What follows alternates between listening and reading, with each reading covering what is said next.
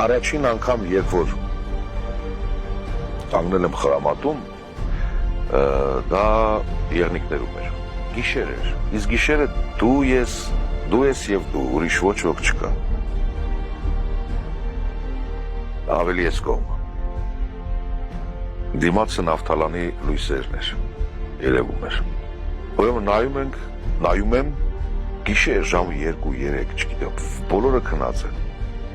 բլինդաժում քո ընկերների ազատ հերթափոխներ իրենք հանգստանում են, դու ես կանգնած մի քանի մետր են քո մյուս ընկերն է կանգնած, բայց դու ես այստեղ ու հակառակորդը։ Ու հասկանում ես, որ դու ամենակարևոր գործն ես անում այս պահին։ Ամենակարևոր։ Ոչ ոք քո չափ կարևոր չի։ Այս գիտակցումը, գիտեք ինչ թթվածնի որակը քո թոքերի մեջ մտնող փոխվում է։ Ուրչում ես մի տեսակ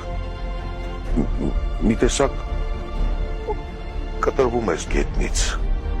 բերկրանք ես ապրում, երբ որ դու հասկանում ես, որ դու առաջինն ես, դու առաջին մարդն ես, ինչ նախագահ, ինչ վարչապետ, ինչ մեկ, ինչ մյուս, դու ես առաջինը, այստեղ, դու եթե չլինես,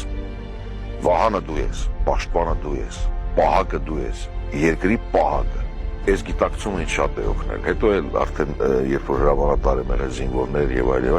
բոլոր զինվորներիս ասել եմ եկեք այդ գիտակցությանը, եթե դուք գաք այդ գիտակցությանը, որ դուք ամենակարևոր գործն եք այստեղ անում,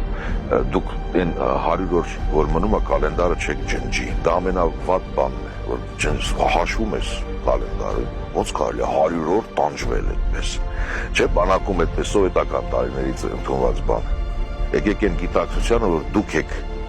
առաջին մարդ և ամենակարևոր գործը ձերն է այս պահին։ Այս գիտակցությունը եթե չեղավ չես կարող երկար, 2 տարին շատ երկար կթվա։